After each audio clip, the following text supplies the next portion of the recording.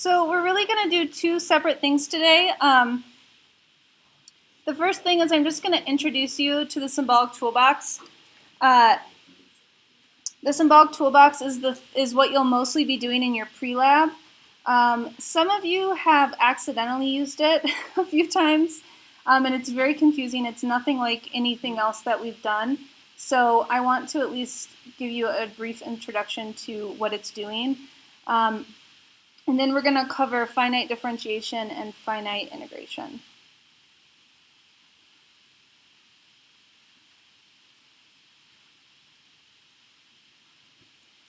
Okay. So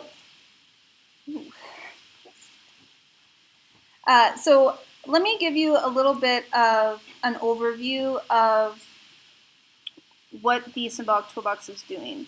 So the majority of what we've been doing in this class, this is also just a really great review of just like the concepts of this class. So we've really been focusing on discrete analysis in this class, and by that I mean we've been dealing with just a lot of data that's coming in, usually connected to one another, so relating two different pieces of data to each other. So you're getting in arrays of X and Y, and then we've been doing all of this discrete analysis. So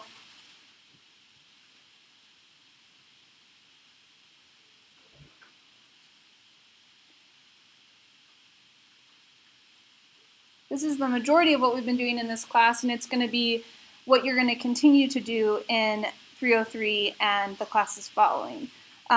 And this is also what Lab 11 is focusing on. What you do in the majority of your math classes is you're looking at analytic relationships, where you're looking at continuous functions. And this is something that MATLAB is not good at, but does have some toolboxes that allow for continuous function analysis. And so this is where the symbolic toolbox can be used. And I want to stress that this is not what MATLAB is designed for. MATLAB is designed to be able to do analysis on data stored in arrays, particularly stored in arrays. That's what it's most efficient at doing. But someone created this analytic toolbox that allows you to, they basically just programmed a bunch of stuff into the memory of MATLAB. So MATLAB knows what the derivative of cosine is, and it can tell you. Kind of like your graphing calculator. It just like has all of that programmed into it. So the syntax to use the symbolic toolbox is completely different than what we've been doing, and it's very unusual, and it doesn't make sense. I don't know what I'm trying to say there. It's like, it's just something you have to like memorize and use, the syntax. It's not something that is going to play off of anything we've done. So the first thing you have to do to use a symbolic toolbox, there's not a GUI with the symbolic toolbox. So most toolboxes, is there a question? Yeah, I know, I should have just like redone it, but I just went with it. Creates. Oh, also not a toolbox. Creates a symbolic variable. It happens entirely just inside the command window. So most toolboxes that you're going to use like in other classes, they bring up a GUI and then there's like buttons to push and use, but the symbolic toolbox isn't that way. So for example, I'm going to switch over just real quick. When you type, I'm not going to show you all of these, but when you type SYMS space, the variable that you put behind SYMS makes that variable symbolic. So what does symbolic mean? It means that you can use it to define an analytic function, and then you can do things with that analytic function. So for example, I can define the sine function using that symbolic variable x, and then there's all of these functions in MATLAB that allow you to differentiate that function, integrate that function, and they're all built in. If anyone has used MathCAD or Mathematica, this is what those programs do. They do symbolic analysis. So MATLAB added this feature to be able to do it as well. There's a lot more you can do. You can do algebra this way. So if you have like a long drawn out equation that you would like to simplify, you can program it in here. And there's functions like simple and, okay, that doesn't exist anymore, simplify, that will like multiply out a polynomial for you or something like that. So just think of anything you've done in a math class. That's basically what the symbolic toolbox can do for you. So the key is that the first line has to be to call on the symbolic toolbox to create that symbolic variable. And then after that, anything that you use that X in will also now be symbolic. And then, for example, one of the things I showed you is the diff function. And what that's going to do is differentiate f with respect to x, and it will always, if there's only one variable in the function, you don't need to include what variable to differentiate to. But for those of you who have already taken multivariable, you can also define multiple variables and differentiate partial derivatives as well, and integrals. Any questions about any of that?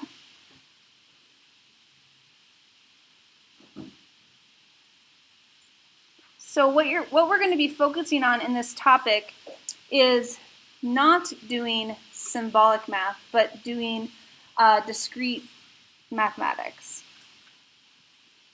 So this is the only time I'll be philosophical, but just bear with me. So MATLAB works with data and discrete points. So forget that MATLAB does have this ability to do the symbolic toolbox. Just forget about that. Everything else in MATLAB is data-oriented, and it's very discrete. And it's dumb.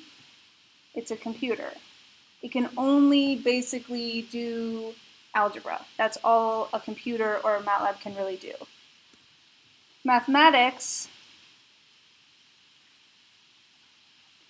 is a language that is made up of analytical relationships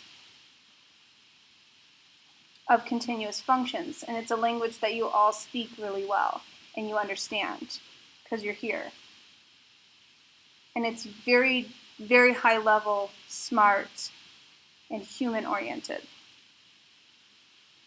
So what we're doing in this topic, and what all numerical methods do, is it bridges the gap between mathematics and a computer. How can we have those two talk to each other? And that's your job.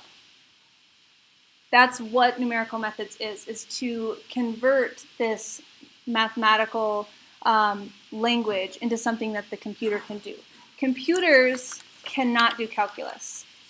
I know the symbolic toolbox can, but computers themselves cannot do differential calculus. And so we have to convert differential calculus into algebra that the computer can do, and that is all numerical methods is. So that's what we're going to do. That's the end of my speech. You can applaud if you want.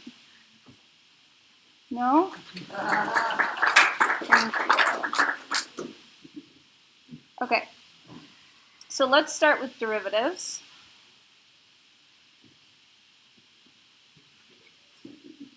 So numerical finite differentiation is just derivatives using discrete points.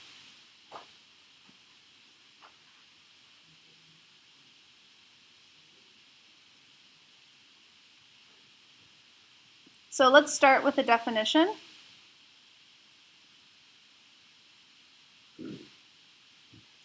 So does anyone recall the name of the definition of a derivative?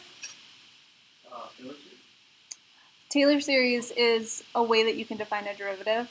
It's called the fundamental theorem of calculus. So that's what we're going to use.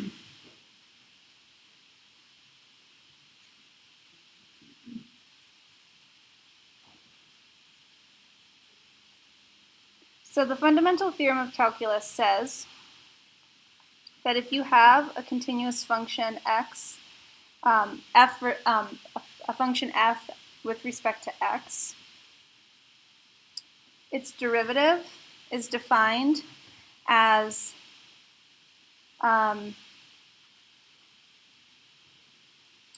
the difference between 2 points rise over run, basically. So let's define those 2 points. So let's say we'll call this point x, and we're going to call this point x plus h.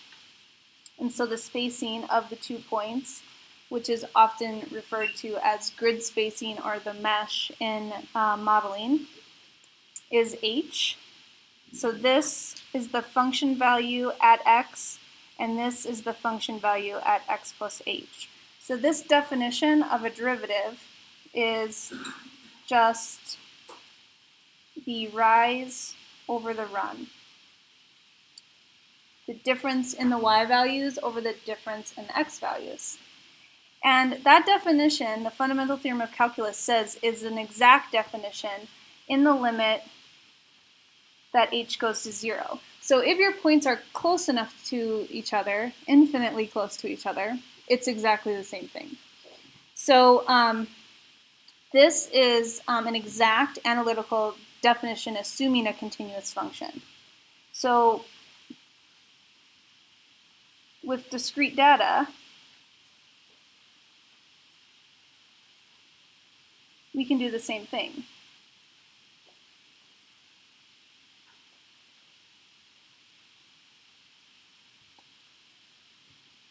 So let's say that instead of having a continuous function and us just defining what a derivative is, we use the definition of a derivative to approximate the rate of change of some data. So here's some data. And what I'm going to do is I'm going to label 2 points just like I did when I was defining the fundamental theorem of calculus definition. But I'm going to use numerical method notation. So we've used this lots. I'm going to call the first point x of I, and I'm going to call the next point x of I plus 1. And then I'm going to call the function value at x of I f of I, and I'm going to call the function value at x of I plus 1 f of I plus 1. And just like I did before, I'm going to call the distance between x of I plus 1 and x of I h of I. So we can define, just like we did, the derivative at point I as the rise over run. But we're using discrete points.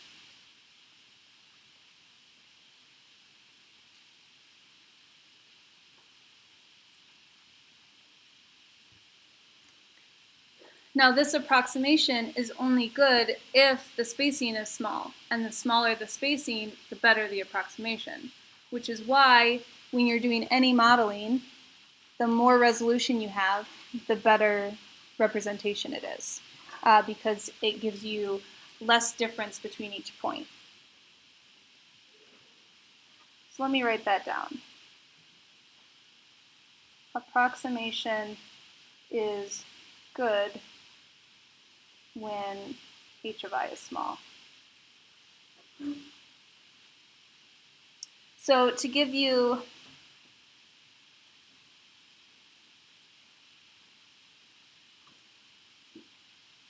an example, I'm just going to write this actually. I'm not going to type it out in MATLAB just so we can stay over here. Let's say that I had this set of data points that I have here, and I want to define the derivative at every point. I'm going to show you how to do this in two ways. So let me first just define some data that we can at least imagine in our head. So I'm going to define an array of x's from 1 to 10, and then just an array of f's that are just the sign of the x's, just so I have data. And then I'm gonna pre-allocate an array that's going to hold the derivatives. So how big should I make the array that's going to hold the derivatives? 9. I heard someone say 9. So it needs to be 1 less than the size of the original data. Because you need to use 2 points for each derivative, on one of the ends you won't be able to take a derivative. So we're going to make it the size 1 by the length of x minus 1, or just 1 by 9. So the first way I'm going to show you is just doing it with a loop. So let's loop through all the x values, and for every x value I'm going to define, or every pair of x values, I'm going to define a derivative by just programming out the algorithm that or the equation that I wrote up there. So I'm going to access the I plus 1 point of the f vector and subtract off the ith point, and I'm going to divide it by the h.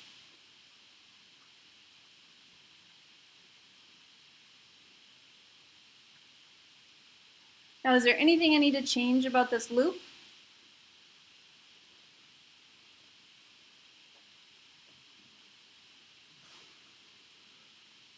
Yeah, so I can't go all the way to length of x, right? Because I have a I plus 1 in there. So as with the other, this has happened a couple times, you need to go to the length of x minus 1.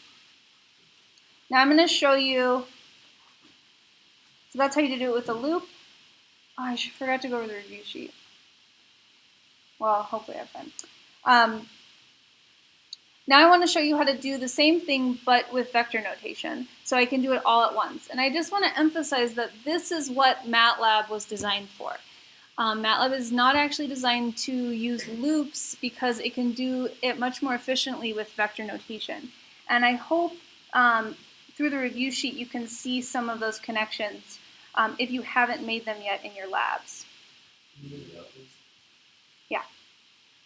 So what I'm going to do is, I know that, I already defined it that way, so I guess I'll just keep it the whole way. So I know that df is it's 1 less big than f and x, right? We made it 1 less big. So for every point, I'm going to just define it all at once by doing the differencing with vector notation. So what I'm going to do is I'm going to take the array f1 colon n, which is the whole array, and I'm just going to shift it forward to get the I plus 1 component of it. So I'm going to take f, and instead of calling out 1 to end, I'm going to call out 2 to end. So when I shifted 2 to end, I'm doing the same thing as this I plus 1. Does everyone see that? So I'm going to take the entire array and just take the last n plus 1 points, basically. And then I'm going to subtract off the I, which in this case is going to be 1 to n minus 1.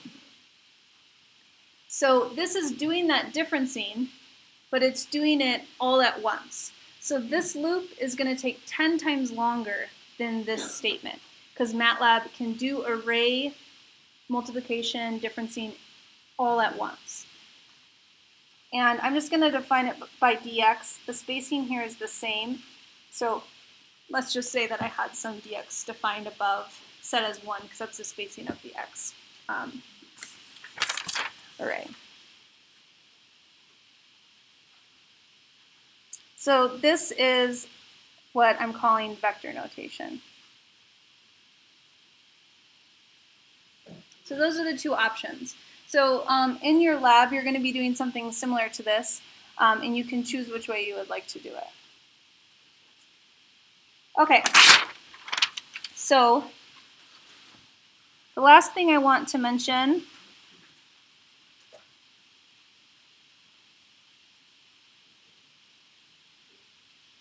is that you can do this differencing a variety of ways, actually an infinite number of ways.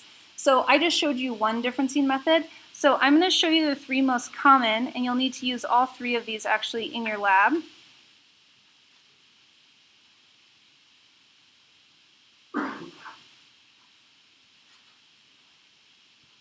So the first one is the one that I already showed you, and it's called a forward difference, and that's because it uses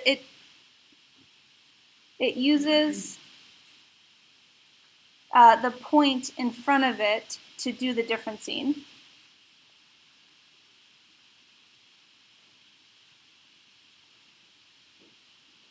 So if you wanted to find the derivative at I, it's going to use the I plus 1 point. So the equation we already wrote out. I'm defining the derivative at I, and I'm going to be using both that point itself and the point on the right-hand side, the next point. So if I draw out 3 points here, I'm going to label them I plus 1, and I minus 1. I'm getting the derivative at this point here, and I'm approximating it by this slope, the slope of the point on the right-hand side.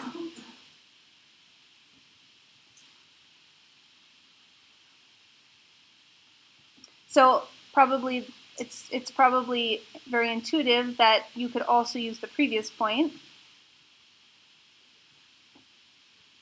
So to use the previous point,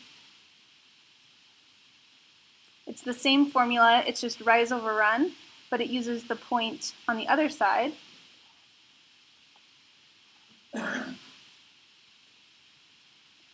So I'm still getting the derivative at the ith point, but I'm going to approximate the derivative using the point on the other side. So with these 3 points that I've showed you, you can see that those give very different derivative approximations, right? The point on the right is giving you a much higher derivative than the point on the left. Does anyone have an idea of what we could do to improve this? We could do them both and then interpolate between them. Yes, and that's what a central derivative is it uses both.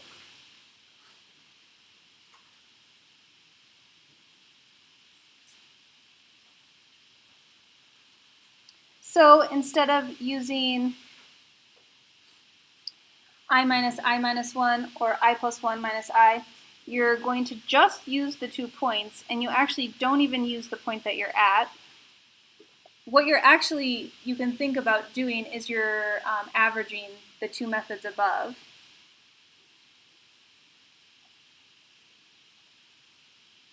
So with those 3 points,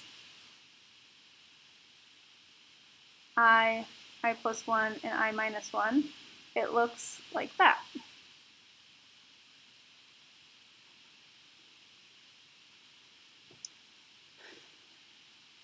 You can do a lot of other things. You can use more than 2 points. Central difference is the best approximation out of these 3. It has the highest accuracy. But why would you ever need the other 2?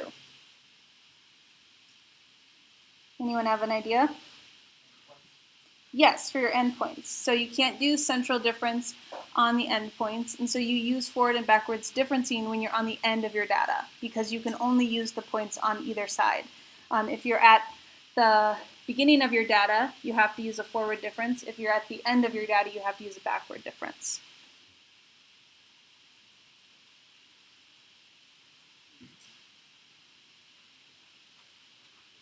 Okay, so let's talk a little bit about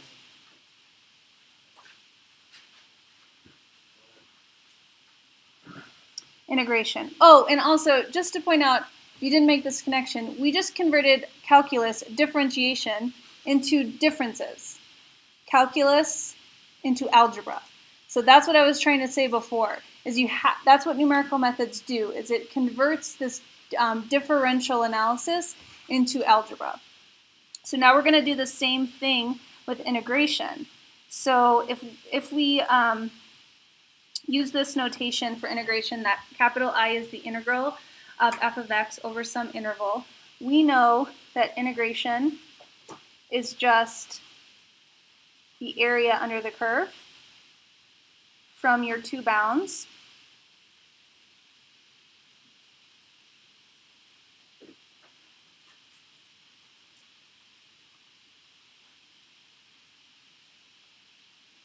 So what is a numerical integral?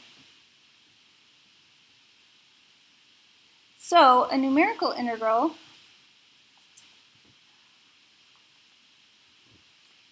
I'm going to try to make this look good. Similar function.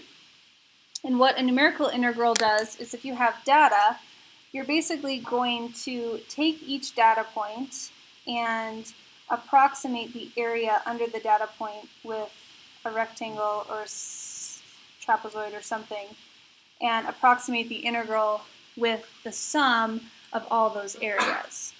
So these are all your function values. So let's say you knew 0.1, 0.2, 0.3. So I have 7 points here. And then each of these is going to be the area or the integral of those little sections. So when we write out numerical integration, all you're actually doing is summing up a bunch of areas. Now you can choose how to approximate those areas, and there's a lot of different methods. And we're going to just do a few of them. But it always comes down to taking your function value and multiplying it by some width that you're choosing your area. So just think about rectangles. You're going to take the height of the rectangle, which will always be your function value, and multiply it by the width of the rectangle. And it's your choice how you want to do that.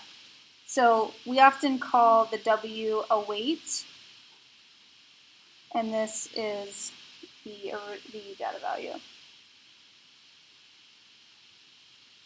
So let me just show you a couple different methods for this.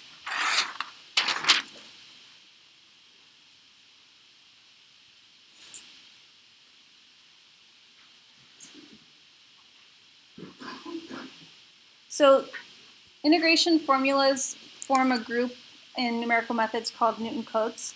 And we're basically doing first and second order Newton-Cotes. I think in 303 you will do higher order methods or an algorithm for a general method. So the first order is the rectangular rule, and you've probably seen this before. It's usually called the right or left-hand rule. And so all you're doing is you're approximating each of those areas that I drew out.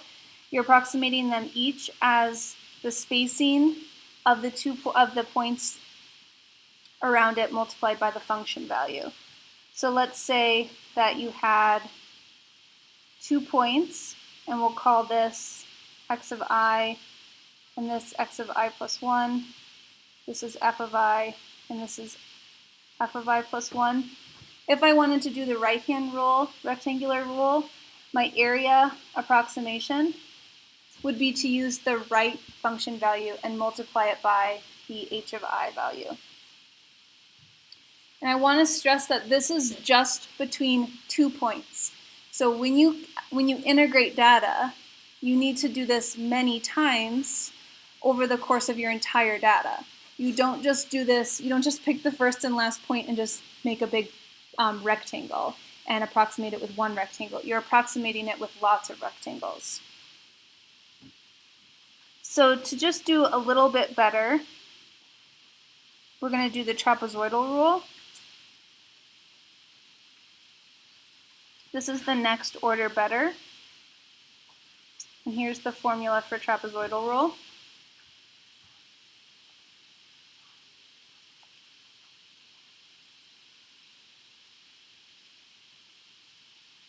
So what trapezoidal rule does is it approximates the area as a trapezoid. If the area approximation here isn't obvious that that is what it's doing, I can show you why. But the area looks like this. It's basically connecting the 2 points with a straight line, and this will be how the area is approximated in between every 2 points. The way that you get to that formula is you can split this up into 2 areas, and the first area is this top triangle, and it's going to be the height of the triangle, which is f of I plus 1 minus f of I, multiplied by the spacing, which is h of I. And that's the area of the rectangle. So what would it be if you just wanted the triangle piece? It would be divided by 2. And then you're going to add on the bottom rectangle, which is f of I times h of I. And after you do a little bit of algebra, you get to the formula that I have there. So it might be a good idea to just convince yourself that that is the area of that trapezoid every single time with that. So we do use the trapezoidal rule the most because, as you can see, it's a really good approximation if the points are close enough together. With rectangular rule or midpoint rule, you're always going to have a lot of corners that are pretty poorly representing the area under the curve.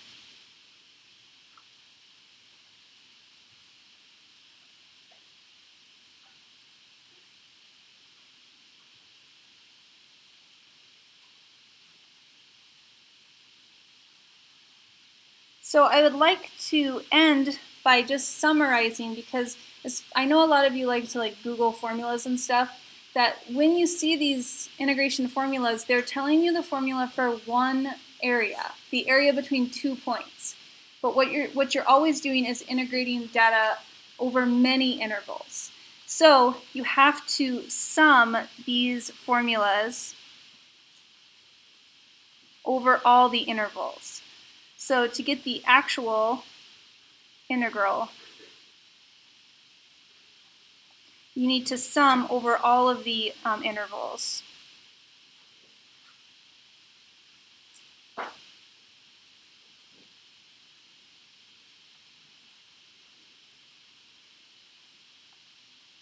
So these two formulas that I gave you are just giving you I of I, the integral for the ith interval.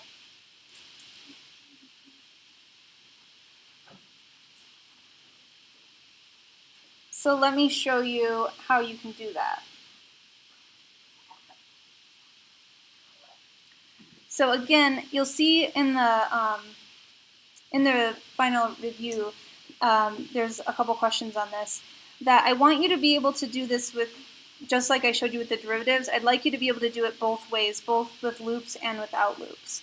So it's pretty easy for the rectangular rule. You're just going to sum all of your areas together, and you'll always have one more or one less area than you have number of points, just like the differencing. So that's why I'm going from I equals 1 to n minus 1. So if I have 5 points, then I'm going to have 4 integrals. So the way that I wrote this formula here, I'm using the left point. So my rectangles are going to look like this.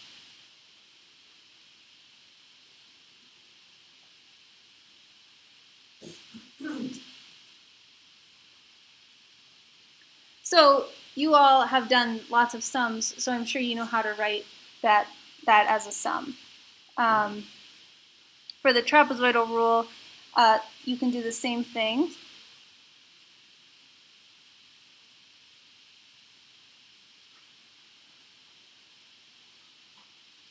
to sum the formula from 1 to n minus 1.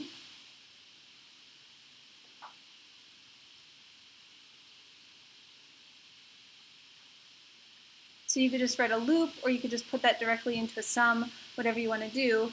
But you can actually simplify the formula quite a bit by creating, like learning what the pattern is. So if you kind of work this out, you'll see that you're going to use the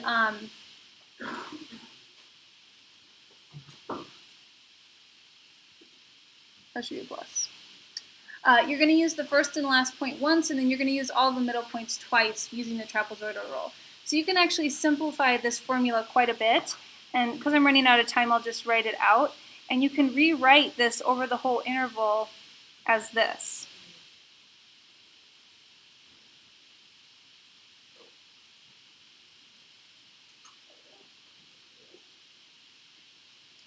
And so this makes it really easy on just one line to program the integral. You're just going to take the first point and the last point and add it to the sum of all the points in between. This is a 2 here. And you can actually do that with any of the formulas. And this is assuming that your spacing is constant, which it is for your lab. I think that's it. Thank you.